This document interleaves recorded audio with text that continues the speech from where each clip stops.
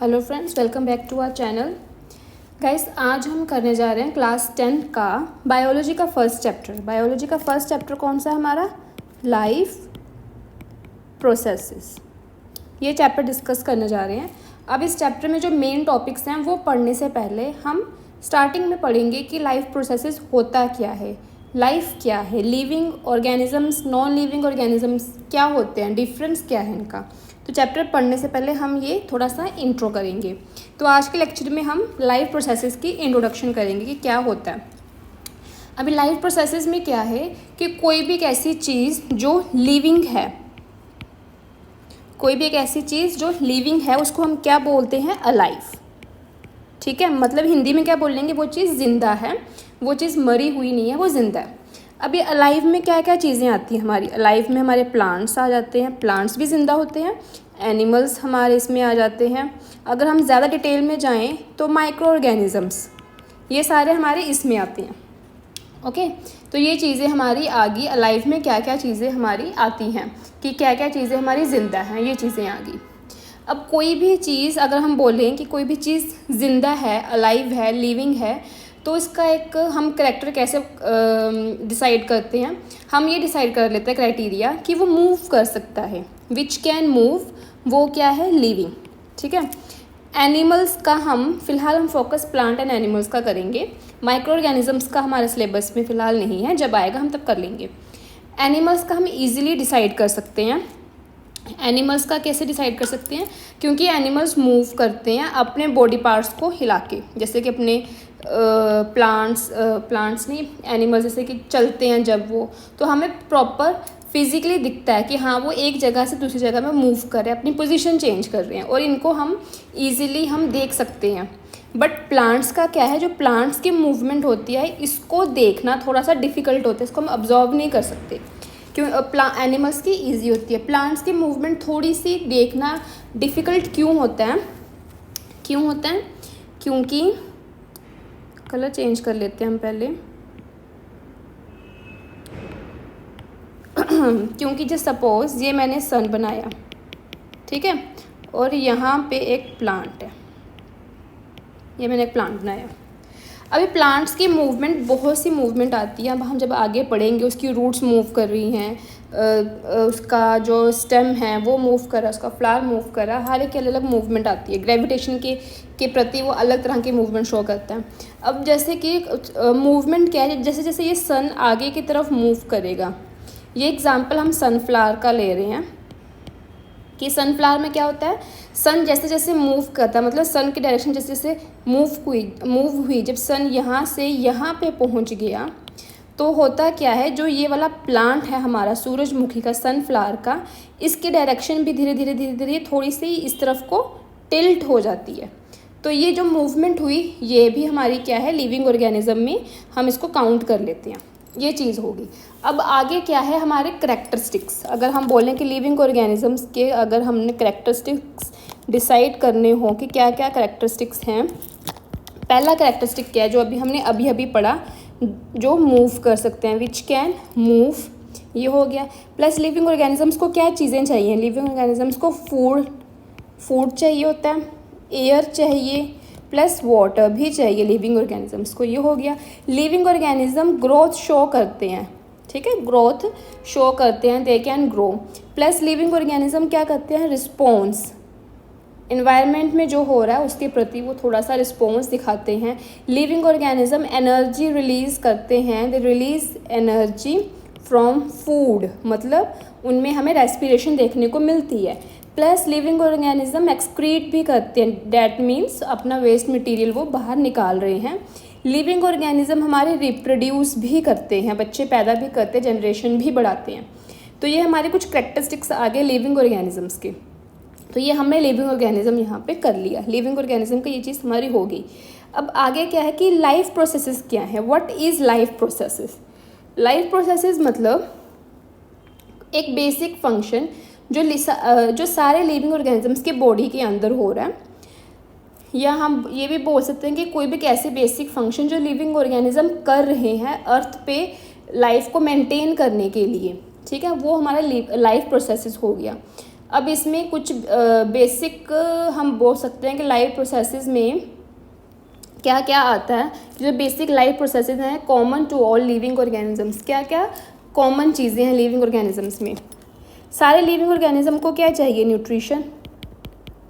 Okay, nutrition चाहिए उनको, respiration, transportation, फिर अपना आ गया सर्कुलेशन, ये चीज़ें, एक्सक्रीशन, रिप्रोड्यूस, ये चीज़ें आपने पढ़ी होंगी, ग्रोथ, ग्रोथ आ गया, मूवमेंट। तो ये कुछ चीज़ें हैं कॉमन जो लिविंग ऑर्गेनिजम्स में हमें देखने को मिलती हैं।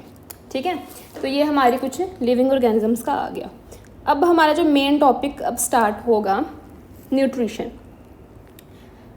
न्यूट्रिशन से भी पहले एक छोटी सी एक चीज़ मैं बताऊंगी कि बोलते हैं कि food is a kind of fuel which provides energy to all the living organism. ठीक है, फूड क्या है, खाना क्या है, food is a kind of fuel जो क्या करता है, एनर्जी प्रोवाइड करता है लिविंग ऑर्गेनिज्म को। अभी ये चीज़ लगी पता। अब ऑब्वियसली जब हम खाना खाएंगे हमें एनर्जी मिलेगी, तो जो एनर्जी मिलती है वो एनर्जी क्या कौन सी होती है, केमिकल एनर्जी होती है। और उस एनर्जी से हमारे बॉडी के अंदर जितने भी चीज़ें जो भी प्रोसेसेस हो रहे हैं, बायोलॉजिकल प्रोसेसेस जितने भी हो रहे हैं वो सारे उस फ्यूल से ही होते हैं, उस फूड से ही होते हैं। ये चीज़ होगी। अब हमारा मेन टॉपिक आएगा न्यूट्रिशन। ये थोड़ा सा मैंने बस बताना था कि ये क्या चीज़ होती है।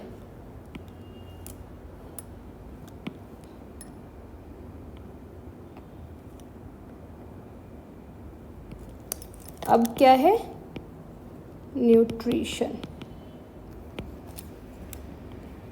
अब न्यूट्रिशन में क्या है, न्यूट्रिशन क्या है।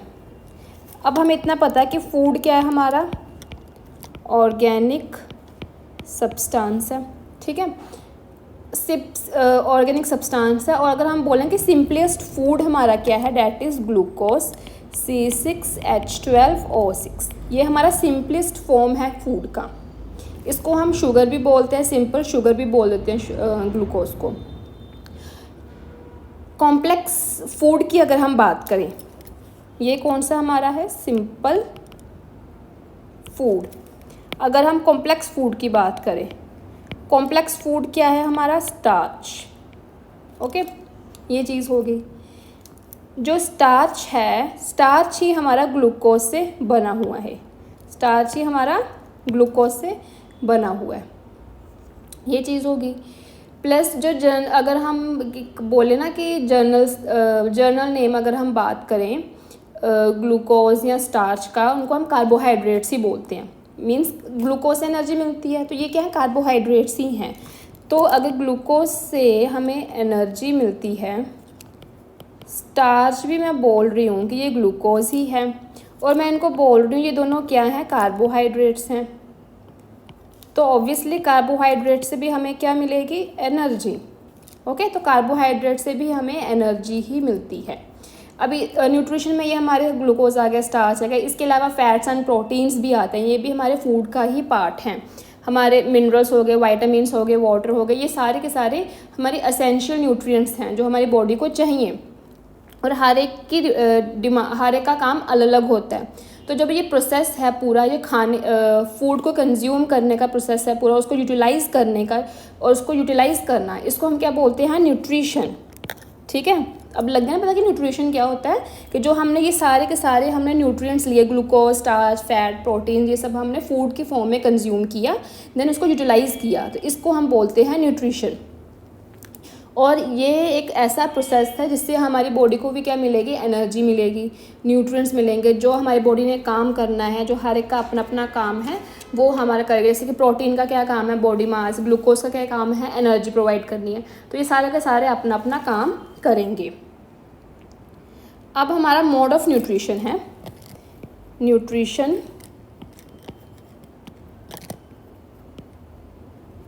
मोड ऑफ न्यूट्रिशन मतलब न्यूट्रिशन की टाइप्स। न्यूट्रिशन के टाइप्स क्या हैं भाई, पहली जो आपने छोटी क्लासेस में भी पढ़ा होगा, ऑटोट्रॉफिक न्यूट्रिशन एंड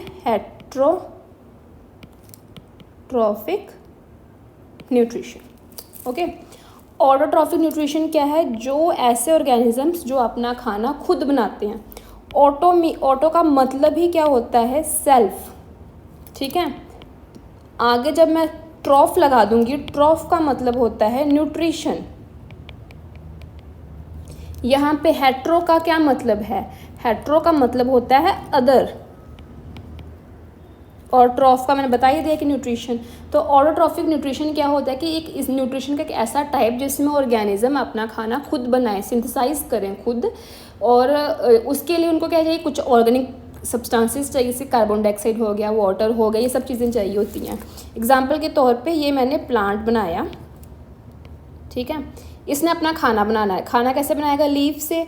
आप लोगों ने छोटी क्लासेस में सुना होगा फोटोसिंथेसिस, वो भी हम डिस्कस करेंगे आगे डिटेल में, बट अभी थोड़ा सा इंट्रो दे रही हूँ मैं कि कैसे होता है। तो इसने अपना खाना खुद बनाना है। इसको क्या चाहिए? इसको चाहिए कार्बन डाइऑक्साइड, इसको चाहिए वाटर। कार्बन डाइऑक्साइड वो एनवायरनमेंट से लेगा, वाटर वो मिट्टी से ले लेगा। इसको चाहिए सनलाइट, सनलाइट वो कहाँ से लेगा? हमारे सन से लेगा।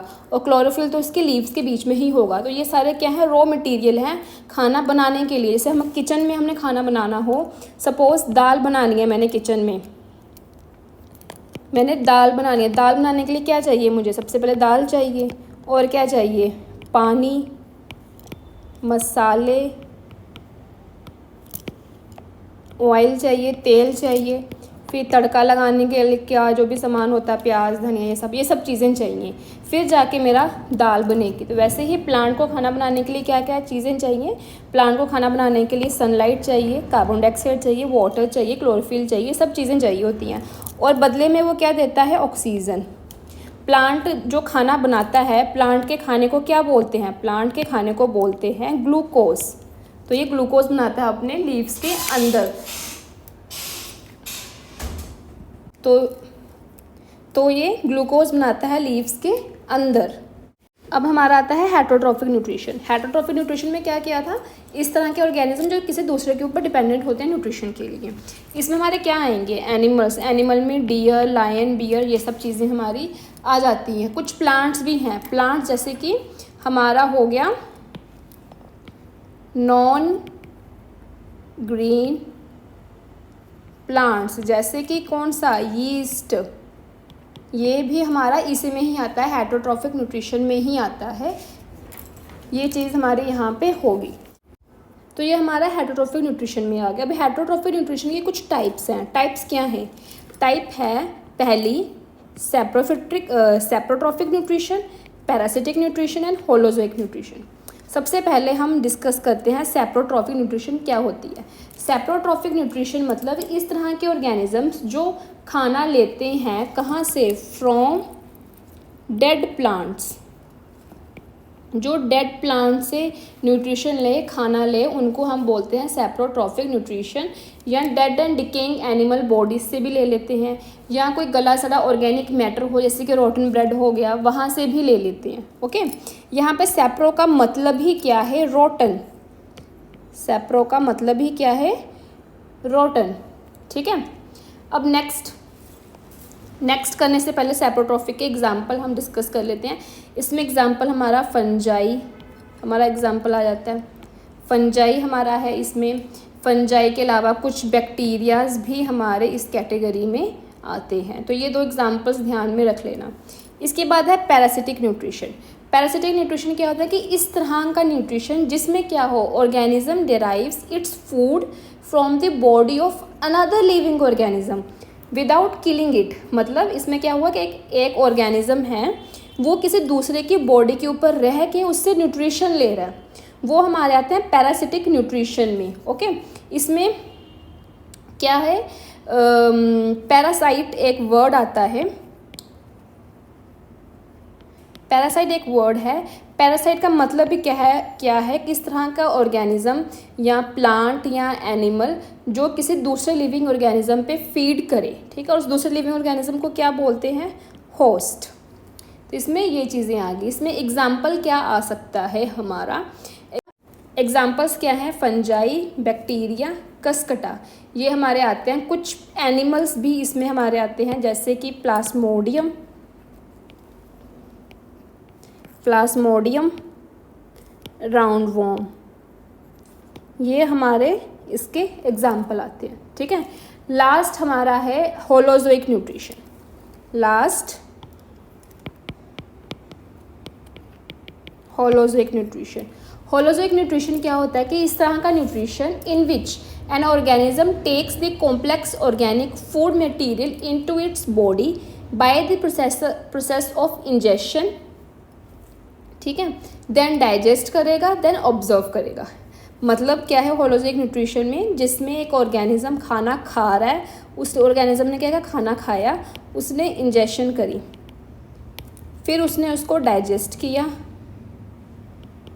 डाइजेस्ट करके फिर उसके बॉडी सेल्स ने क्या किया, एब्जॉर्ब किया। तो इसमें ये किसकी कैटेगरी आती है, हम ह्यूमन्स इसी में ही आते हैं, एनिमल्स भी इसी में ही आते हैं। तो इसमें आप कोई भी किसी भी एनिमल का एग्जाम्पल ले लेना, चाहे आप कैट ले लो, डॉग ले लो, बियर ले लेना, लायन ले लेना, जो भी एग्जाम्पल्स होंगे वो हमारे इसमें आएंगे।